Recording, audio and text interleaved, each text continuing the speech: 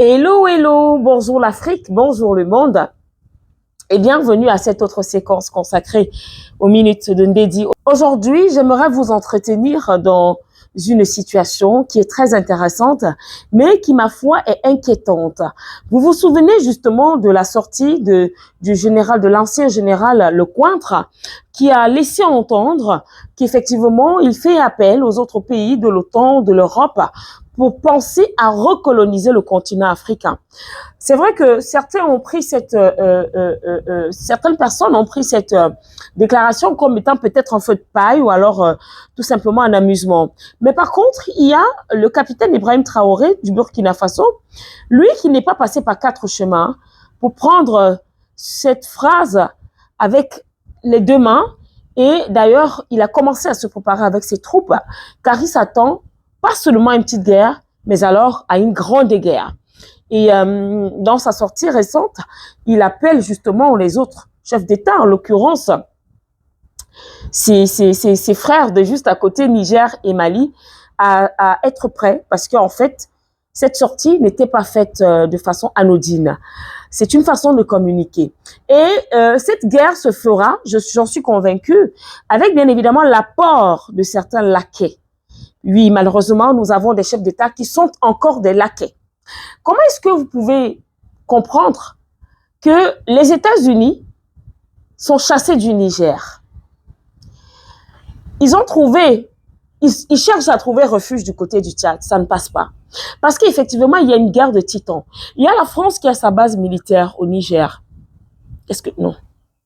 Il y a la France qui a une base militaire du côté du Tchad. Et donc, si jamais les Américains venaient à rester du côté du Tchad, encore qu'il y a des informations qui ont laissé entendre qu'il y a une partie qui devrait justement rester au Tchad. Alors, depuis quelque temps, il y a une pression sur ces Américains-là. Le président de la République, par ailleurs, président de la transition, Mahamat Idriss Déby Itno, leur demande de quitter son territoire, comme ils ont été chassés du côté du Niger.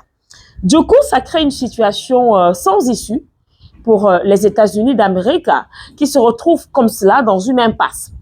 Pourquoi? Parce que effectivement, à un moment donné, les intérêts prônent sur l'amitié.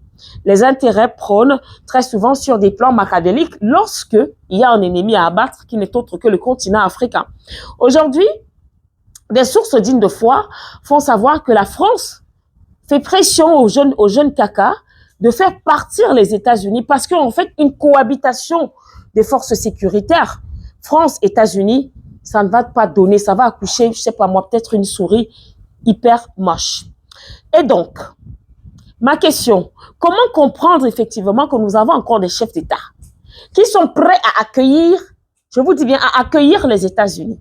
La preuve, la Côte d'Ivoire, avec bien évidemment son chef de l'État, son Excellence Alassane Dramane Ouattara, qui s'est fait le plaisir de recevoir chez lui, en Côte d'Ivoire à Abidjan, le général Langley, le général américain Langley, au cours d'une visite, et c'est récent, c'était le 28 avril. Allez donc savoir ce qui était au menu. Ils n'ont pas caché. En fait, il est question que la terre ivoirienne accueille les militaires qui sont chassés du Niger, chassés du Tchad, les Américains. Mais le président ivoirien, son Excellence Alassane Ouattara, est prêt. Du moins, à l'issue des échanges, tout porte à croire, en fait, qu'il est pratiquement à 90%, je dirais même 99% d'accord. Parce que pour lui, il estime que les relations entre la Côte d'Ivoire et les États-Unis sont au beau fixe.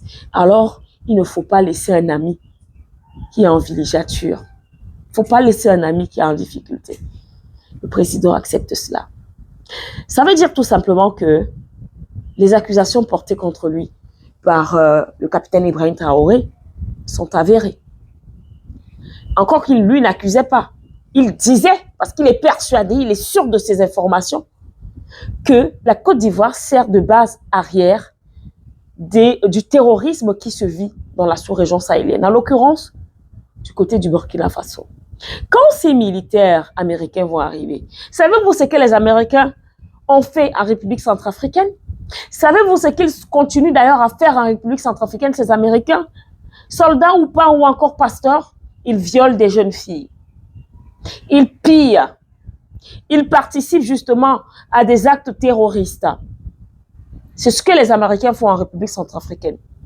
Donc, la Côte d'Ivoire, en acceptant que ces derniers squattent, parce qu'ils squattent, ils sont sans domicile fixe, squattent en Côte d'Ivoire, ce serait tout simplement pérenniser ce qui est en train d'être battu ou alors combattu par les chefs d'État du Sahel. Salam.